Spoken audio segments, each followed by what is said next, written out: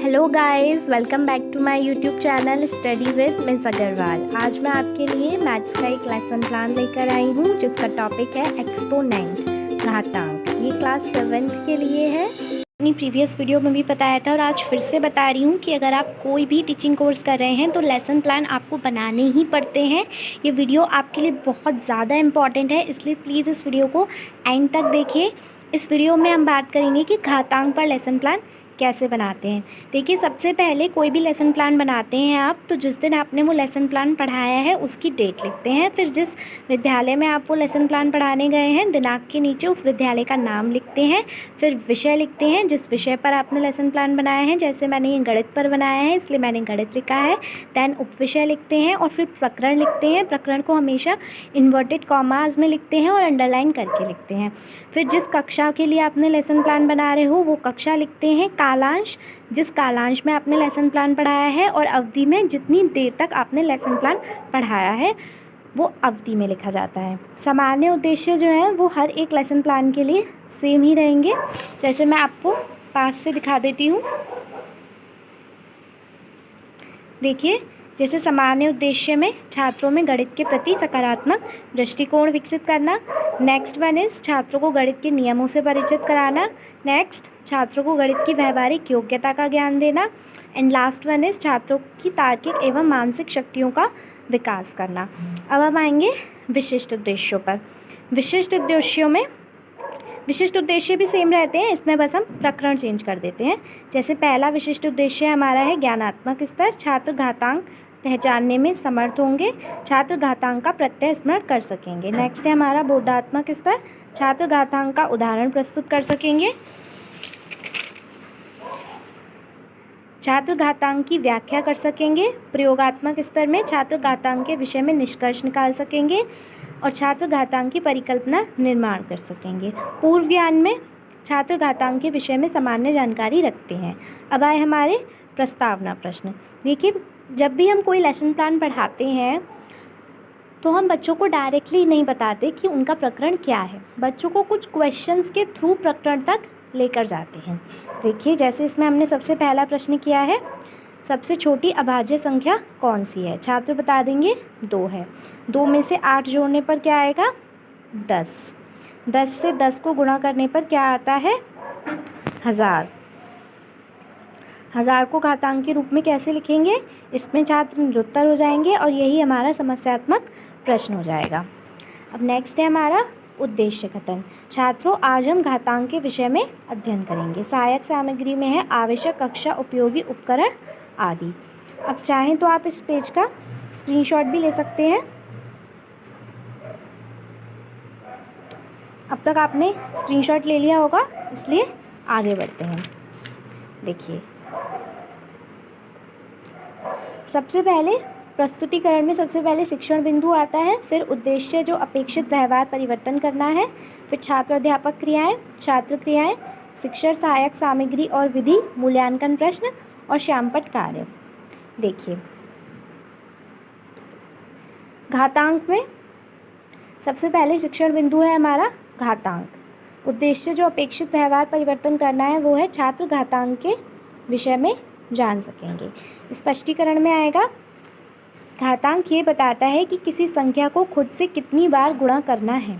जैसे एक संख्या है 2 की पावर 4 में आधार 2 है और घातांक 4 है। 2 की पावर 4 बराबर 2 इंटू 2 इंटू 2 इंटू 2 तथा 2 की पावर 4 को 2 की घात 4 पढ़ा जाता है। देखिए, अब छात्र क्रियाएं में लिखेंगे। छात्र ध्यानपूर्वक देखते व सुनते हैं। इसमें हमने व्याख्यान किया है इसलिए विधि हमारी व्याख्यान विधि हो जाएगी। श्यामपट्ट कार्य में आएगा, घातांक ये बताता है कि किसी संख्या को खुद से कितनी बार गुणा करना है। जैसे एक संख्या 2 की पावर 4 में आधार बराबर 2, घातांक बराबर 4, 2 की पावर 4 बराबर 2 इंटू 2 इंटू 2 इंटू 2 तथा 2 की पावर 4 को 2 की घात 4 पढ़ा जाता है। देखिए, अब जहाँ पर हमारा स्पष्टीकरण ख़त्म हुआ है उससे नेक्स्ट लाइन में हम 2 मूल्यांकन प्रश्न करते हैं। पहला प्रश्न है हमारा 3 की पावर 3 में आधार क्या है और दूसरा है 4 की पावर 2 में घातांक क्या है। अब देखिए, जहाँ से हमारे मूल्यांकन प्रश्न खत्म होते हैं उससे नेक्स्ट लाइन में हम 3 विकासात्मक प्रश्न करते हैं, और तीसरा विकासात्मक प्रश्न जो है वो हमारा नेक्स्ट शिक्षण बिंदु से रिलेटेड होना चाहिए। देखिए, नेक्स्ट शिक्षण बिंदु हमारा है घातांक के नियम। तो यहाँ पर हमने लास्ट प्रश्न किया है घातांक के नियम बताइए। देखिए, सबसे पहला प्रश्न देखते हैं पहले कि 2 × 2 × 2 को घातांक के रूप में लिखो। छात्र बता देंगे 2 की पावर 3।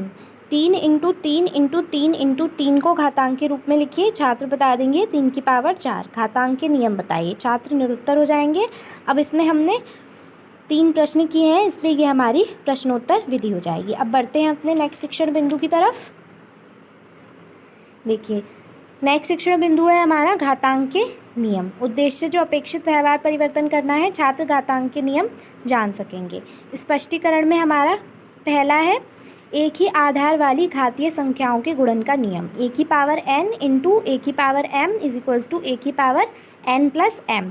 एक हमने उदाहरण लिख दिया। ऐसे ही दूसरा है एक ही आधार वाली घातीय संख्याओं के भाग का नियम। a की पावर n / a की पावर m = a की पावर n - m। देखिए, इसे पावर भी कह सकते हैं और घात भी कहते हैं। जैसे a की घात n / a की घात m = a की घात n - m। एक उदाहरण दे देंगे इसमें भी। तीसरा है हमारा, तीसरा नियम है पृथक आधार किंतु समान घातांक वाली संख्याओं का गुणन। a की घात n × b की घात n = a × b की घात n और a b की घात n। इसमें भी एक उदाहरण लिख देंगे। नेक्स्ट नियम है हमारा पृथक आधार किंतु समान घातांक संख्याओं का भाग। a की पावर n / b की पावर n = a की पावर n / b की पावर n = a/ b की होल पावर n। नेक्स्ट नियम है a की पावर -m = 1/a की पावर m। उदाहरण हो जाएगा हमारा 2 की पावर -3 = 1/2 की पावर 3। देखिए, हमारा पीछे वाला पेज जो था, आप चाहें तो इसका स्क्रीनशॉट भी ले सकते हैं।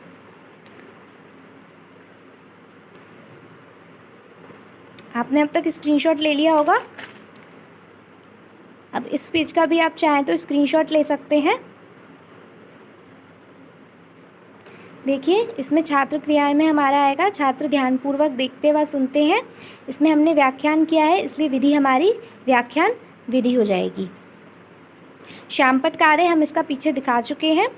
अब फिर से जहाँ पर हमारा स्पष्टीकरण खत्म हुआ है उसके बाद हम 2 मूल्यांकन प्रश्न करेंगे, और जहाँ पर हमारे मूल्यांकन प्रश्न खत्म हुए हैं उसके नीचे हम 3 विकासात्मक प्रश्न लिखेंगे, और फिर से हमारा तीसरा विकासात्मक प्रश्न नेक्स्ट शिक्षण बिंदु से रिलेटेड होना चाहिए। देखिए, हमारा पहला प्रश्न है 2 की पावर 3 × 3 की पावर 3 को हल कीजिए। तो छात्र बता देंगे 6 की होल पावर 3। 10 की पावर -3 को हल कीजिए। तो छात्र बता देंगे 1/10 की होल पावर 3। शून्य घातांक का नियम बताइए। छात्र निरुत्तर हो जाएंगे। हमने 3 प्रश्न किए हैं, इसलिए यह हमारी प्रश्नोत्तर विधि हो जाएगी। अब हम बढ़ते हैं अपने नेक्स्ट शिक्षण बिंदु की तरफ। देखिए, हमारा पहला है, ये है हमारा शून्य घातांक का नियम। छात्र शून्य घातांक के नियम के बारे में जान सकेंगे। स्पष्टीकरण में आएगा किसी आधार की घात शून्य होने पर उसका मान 1 होता है, जबकि आधार 0 के बराबर नहीं होना चाहिए। उदाहरण है a की पावर 0 = 1। जैसे ये यहाँ पर हमने कितने 0 लगाए हैं, 1 2 3 4 5। 1 लाख की घात अगर 0 हो तो वो बराबर किसके हो जाएगा, 1 के। देखिए, फिर से हमारे छात्र क्रियाएं में आएगा छात्र ध्यानपूर्वक देखते व सुनते हैं। विधि हमारी, हमने इसमें व्याख्यान किया है, इसलिए विधि हमारी फिर से व्याख्यान विधि हो जाएगी। और श्यामपट्ट कार्य में देखिए, शून्य घातांक का नियम, a की पावर 0 = 1, और हमारा उदाहरण आ जाएगा। अब फिर से जो हमारा स्पष्टीकरण खत्म हुआ है उसके नीचे हम 2 मूल्यांकन प्रश्न पूछेंगे। और जहाँ हमारे मूल्यांकन प्रश्न, देखिए, जब हमारा लास्ट शिक्षण बिंदु होता है तो हम दोबारा विकासात्मक प्रश्न नहीं करते हैं। मूल्यांकन प्रश्न पर भी हमारा एंड हो जाता है और हम टेबल को बंद कर देते हैं। ठीक है। अब हमारा श्यामपट्ट सारांश। देखिए, श्यामपट्ट सारांश में हम क्या पूछते हैं, इसे मैं आपको पास से दिखा देती हूँ। श्यामपट्ट सारांश हमारा ऐसा होना चाहिए कि जो हमने शिक्षण बिंदु पढ़ाए हैं वो सब इसमें कवर हो जाए, मतलब समरी सी लिखते हैं बस। सबसे पहले वही दिनांक, विषय, उपविषय, प्रकरण, कक्षा, कालांश, अवधि। आप चाहें तो दिनांक के नीचे विद्यालय का नाम भी लिख सकते हैं। ये हमने श्यामपट्ट सारांश लिख दिया। नेक्स्ट हमारा आता है पुनरावृत्ति प्रश्न। पुनरावृत्ति प्रश्न भी हम 2 से 3 करते हैं। जैसे पहला है हमारा कि 1 2 3 4 5 6 की होल पावर 0 को हल कीजिए। 10 की घात 5 डिवाइडेड बाय 6 की घात 8 को हल कीजिए। 7 की घात 9 इंटू 8 की घात 9 को हल कीजिए। गृह कार्य में 1000 की पावर -4 को हल कीजिए और 100 की पावर 4 इंटू 1000 की पावर 4 को हल कीजिए। देखिए, और एक हमारा ये भी है कि 10 की घात 4 डिवाइडेड बाय 2 की घात 4 को हल कीजिए। गाइस, आपको आज की वीडियो पसंद आई हो तो वीडियो को लाइक कीजिए, चैनल को सब्सक्राइब कीजिए और बेल आइकन को प्रेस कीजिए, जिससे आपको मेरे आने वाली सभी वीडियोस के नोटिफिकेशंस मिल सकें।